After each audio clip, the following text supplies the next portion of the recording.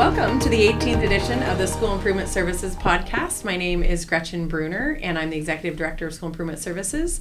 And with me is Sean Akers, Student Success Coordinator. And today we are pleased to invite Alan Kirby. Sorry, I keep moving away from the mic. Alan Kirby, who is the principal of the WCA, with us today for a conversation later. And I'm going to turn it over to Sean to share with us a little bit about PD. Thanks, Gretchen. Appreciate that. I think we're mostly dialed in for our events for the next few months. We're really not trying to do anything new, although we do have a couple of timely things based on the early literacy grant that we'll be supporting, and I'll mention that down below. A follow-up, because today, tomorrow, and Thursday, the science curriculum fair is going on. I think, though, by the time this podcast drops, it might be too late for that. Maybe. So if that's we mentioned it in the last one, though. Yeah, so if that's the case, I just want to be clear. It was an awesome event. It actually the parking really lot's is. full. It's really cool. Yeah, you're looking at it right now. And I was down there this morning, and the vendors are out there, and they're in high spirits, a lot of energy down there. It's a great setup. So I noticed on the registration list we have people from across the state coming. So is that awesome? High school specific or all grades for science curriculum? All grades. Okay. Yeah, all grades. Now, a couple other things that I just wanted to mention, because registration is closed, but we're still able to support, and that's 9th grade on track with a partner from the Center for High School Success.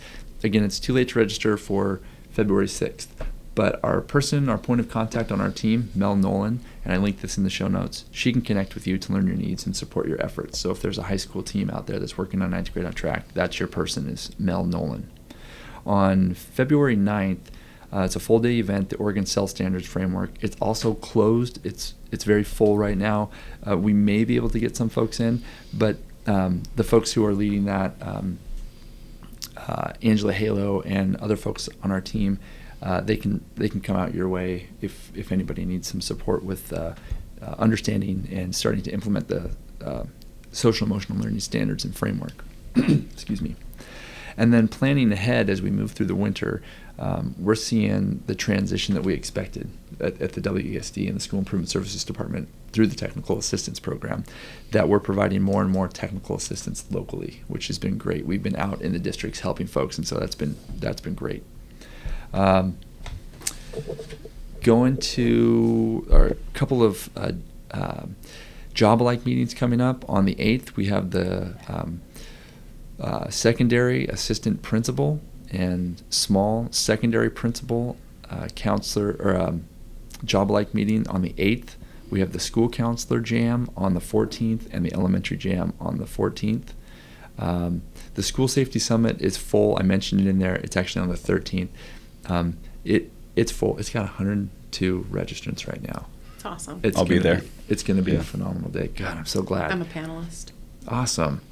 Yeah, it's going to be great. So if you, like I said, it's a full day event. I think that one is full. If you want to get on the wait list, I think you could probably do that, and we'd let you know. But then we've got Envoy coming up, and I think we've talked about that a lot. A big one I want to mention is Regular Attenders Community of Practice on the Leap Day, February 29th. That one is really a big deal, and I mentioned it before, but I want to call it out again. The shift we're making a little bit is we really want to support our high schools with 9th grade on track, and we really want to target interventions for regular attendance in the elementary level. That's not to say a high school or a middle school couldn't come, but we really want to target those interventions for regular attendance early on, develop those habits. And this year, starting the end of February, like we're doing, we're really looking at assets, what's in place, and planning ahead, and really looking forward toward next year.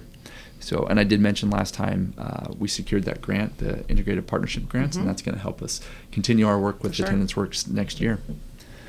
A couple other things that I'll mention.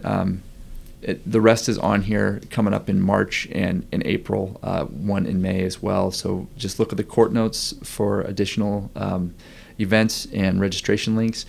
We've got language plan access workshops, a series that we're putting together that is in the works. We don't have dates on that, but many of our folks in districts who are supporting language access or language services locally we're going to be reaching out to you. We know who you are, and we will schedule those language access plan workshops.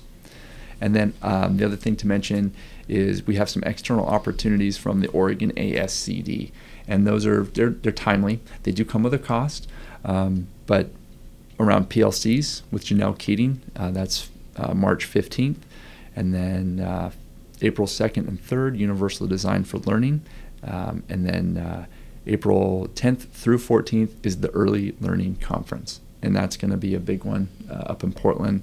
We have some of our team that's going to be there with some breakout sessions, and so keep those in mind. Links for registration for all of those and others are in the Kourt-notes. All right. Got any questions, Alan? It's a lot of good stuff for a lot of different groups, actually. Helping them connect. So yeah, thank you. Yeah. And Gretchen, I think turn it over to you, right? Yeah, we just have a few ODE updates today. Just a reminder for your early literacy success grants. Great job. Everybody had them in on time. Kudos to our region for their hard work. Just a reminder that your board minutes can be submitted through February 28th, so make sure you have those board minutes coming in. There's some assessment and accountability reminders in the notes. There's going to be a training for the OSAS professional development opportunity for ELA mathematics summative test scoring. So if you want to be a part of that, there's training on March 4th. It's here in Salem. Substitute and travel costs are reimbursed based on the ODE guidelines. And so if you want to be a part of that, please join. Lots of health updates as health adoption starts streaming in ready for next year. There is the 2024 Oregon Instructional Materials Publisher Briefing webinar on February 14th, so that's coming up. There's an email with a circular of information on health adoption, so all kinds of information for you as you're spooling up. And there's a webinar series coming from ODE as well.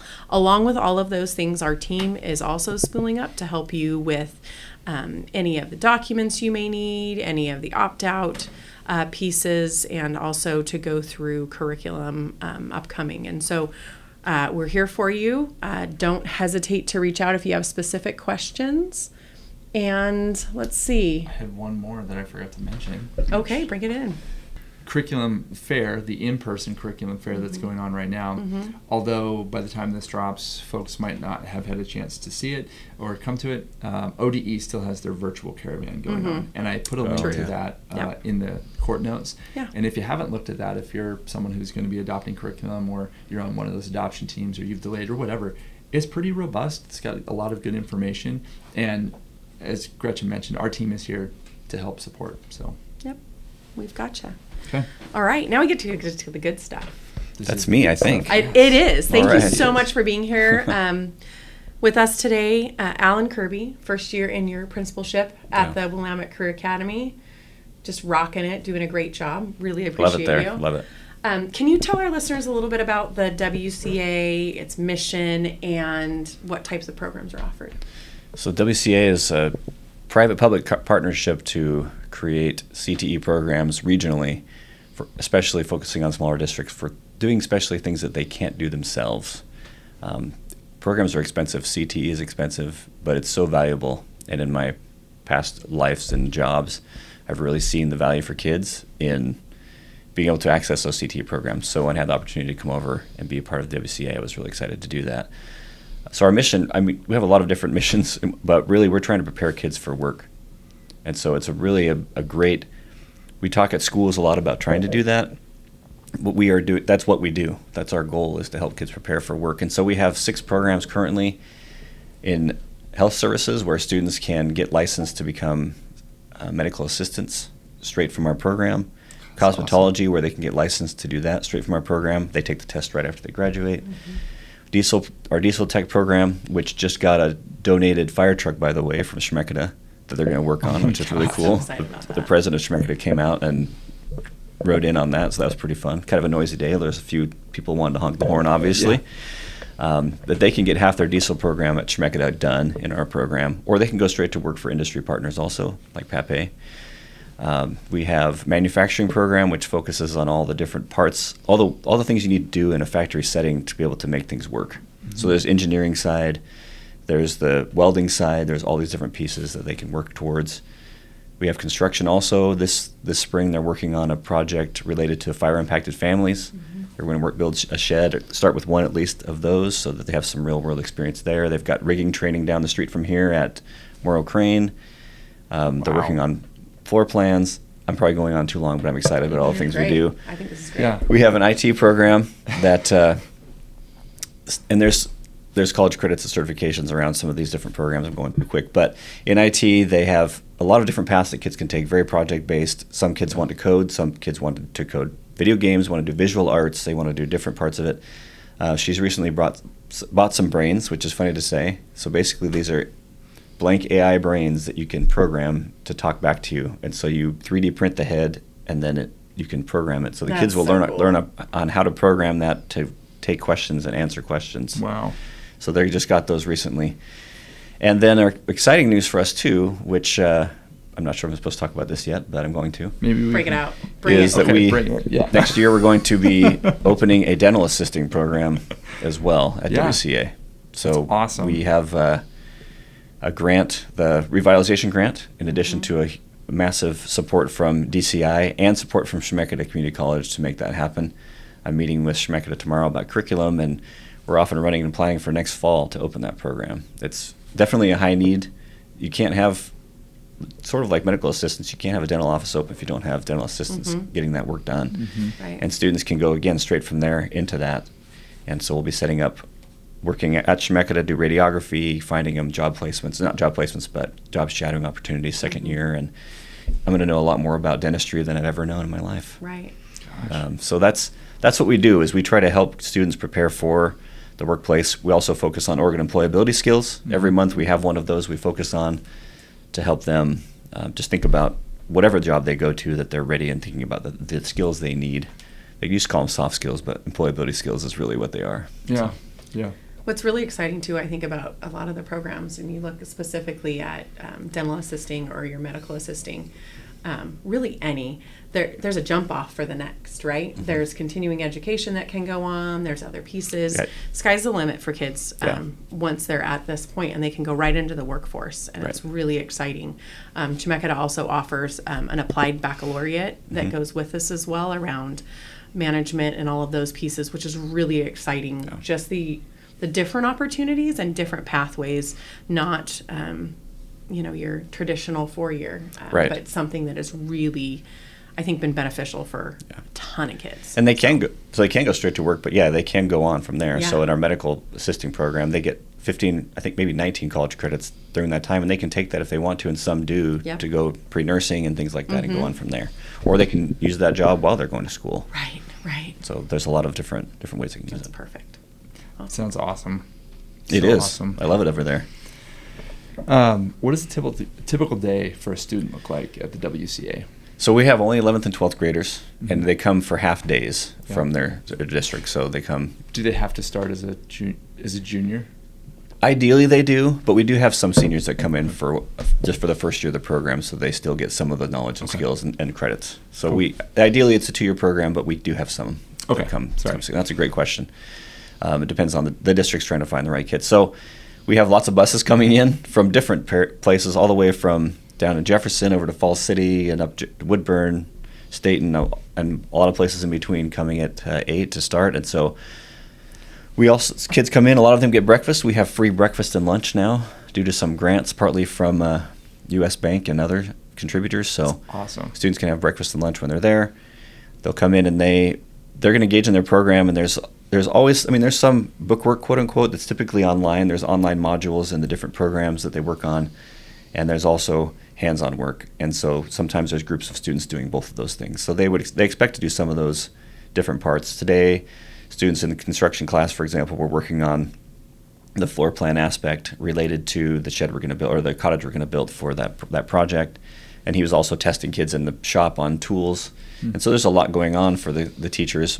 A lot of our programs have multiple adults, not all of them, but because there's just a lot going on. So they can expect some hands-on, probably not all day, because it's a 3-hour block almost, but there's some hands-on typically, and there's some in-class kind of work to the theory part that they have to do as well. And is it one class that they're taking, or is it multiple classes within that 3-hour block? For most of the programs, it's 3. It articulates as 1.5 credits per semester. Gotcha.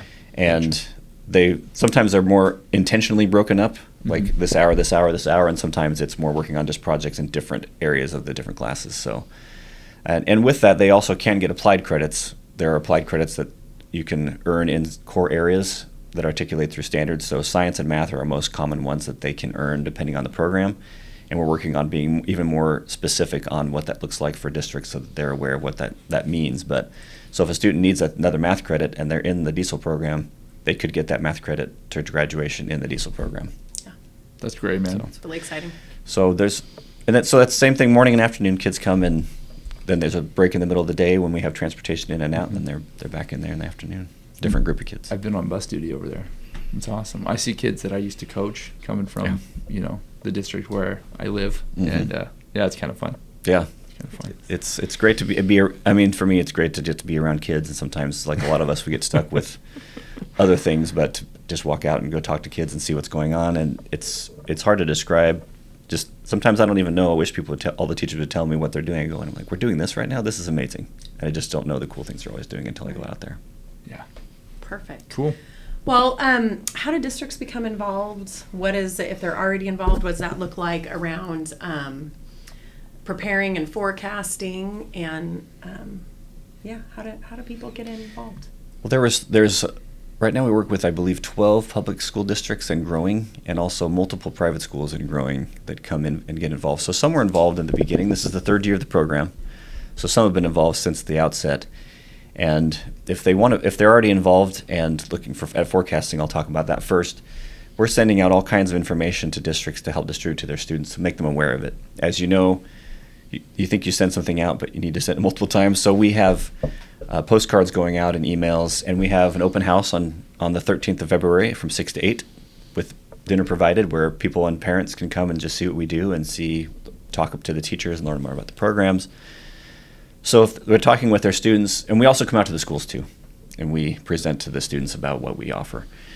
So as far as districts that are already involved in forecasting, we want to do everything we can to help students know what's available. We'll host a tour for small groups. We'll do whatever we can to help those students be aware of what it is. Somewhat like I used to tell students in another job, like if we were considering college, you need to go to the campus to see what it's like to really understand it. And so we encourage people to come to the school and really see and get a feel for what it's like. It's definitely a different environment. It's different than just talking about it even. So Yeah. for districts that want to become involved, and we have several lately, just call us and we can talk about coming in with a few kids. For example, we have a district coming in with 4 kids this semester. We do sometimes bring a few kids that semester, and they're coming in because they want to see what's this like. Is this something we want to get involved in more?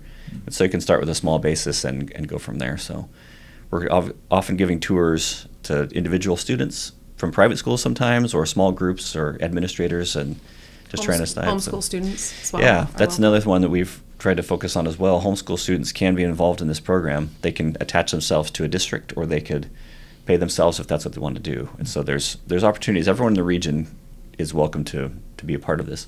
Now, there are some caveats. Of course, there are limited slots.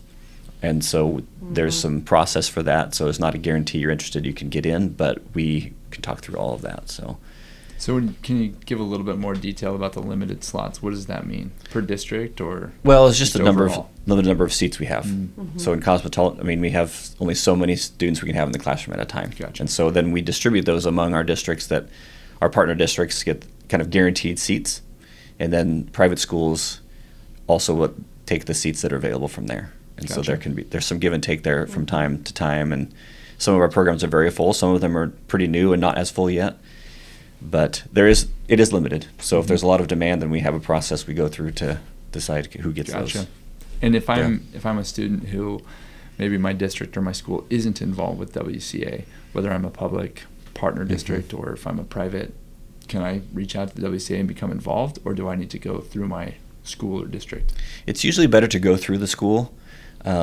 Private schools have been doing that lately. They heard the kid and they've somebody else, and then they came out, so they get involved that way.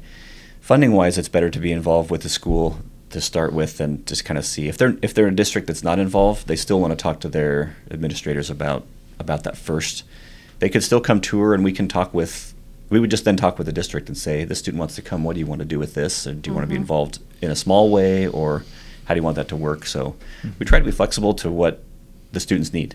I mean, if we have 1 or 2 students from one place that want to do it, we want to see if we can help them do that. Okay. Cool. Thank you. Yeah. Oh, that was the last question. Well, okay then. Awkward pause. That was a fun did you pause. do what you're really excited about? You kind of mentioned it. I'm just excited about all of it. You're excited about all of it. The dental assistant program. What was the catalyst for that one? Well, high wage, high demand. I think you mentioned. It's a CTE program. How are you able to afford that? I mean, it must have cost a ton of equipment. Well, again, DCI is the second largest dental equipment company in the country, and we had some connections here at the ESD. We were talking about which programs, what we wanted to do next, and what we might do from there. And in those conversations, we made some of the right connections. And so then they were very generous. We're going to get state-of-the-art equipment. They're there in meeting with us, talking about how we're going to organize the space, all those kinds of things. We're going to shift our space. We're going to move IT into a different space and remodel their space. And between that and the revitalization grant, which is almost $500,000, we're able to get it off the ground, which also includes curriculum, paying for the teacher for a year, those kinds of things. So and there's another grant that we're going to be working on. So there's always a lot of startup costs, and some I think we may not think about. So I'm trying to think about what those would be, like consumables. How much is that going to be in the first year? I don't know. And so trying to work with Schmecca to think about those things too. Yeah. So it is expensive to get going, but having that donation from DCI and having that connection with someone who knew that was wanting to take place was big. But it is definitely high demand. I was talking to Schmecca's program person, that's Jill Lomax, and she says dentists are kind of, angry is the wrong word, but frustrated they can't get enough dental assistants. I'm like, well, let's see what we can do with that then. Right. So we're going to do everything we can to help. And these students can take, they're coming from rural communities in most cases, so they take that skill and they may go back to Turner or, Central Independence or some small town that really has a need for that, and take that skill with them and go from there. Oh, that's awesome. Man, I mean, I've known you for a long time now, and I think about all of your experiences and all your work with ACTE, and gosh, you're just bringing that into this region to support our districts and support our students, man. It is fabulous to see. Yeah, it's great to be a part of this regional. We're the first regional CTE building in the state. I don't think we'll be the last. There's a lot of talk about that statewide. Yeah. So to have a chance to be at the front of this really important work with CTE is really rewarding. Oh, so cool. I can't wait to see where it goes. Yeah. Awesome. So if you are interested in learning more about the WCA, do not hesitate to reach out to, really you can reach out to any of us, but if you reach out to Alan, you get there quicker and we can get you over there and you can check it out and have a tour. So we're... and November the 13th, open house. Right, February 13th. 6 to 8. 6 to 8. And is it 1200 Lancaster Drive? Yes. That's one of my talents, is remembering addresses. So it is the old Toys R Us building, if you remember that, on Lancaster Drive. And again, February 13th, 6 to 8. 6 to 8. We'll send all that information headed to districts right now, so we'll have that too. All right. Well, thank you for joining us today. We appreciate you coming over and having you here. And we appreciate all of you tuning in. If you have any questions or you need anything, you know where to reach out to us here at the WESD. We're happy to help or find you the spaces and the support that you need. So, anything else, Sean? No, that was great. All right. I always love spending time with you guys. Yeah. Appreciate it. Thanks. All right. Take care. Thanks. Bye. Bye.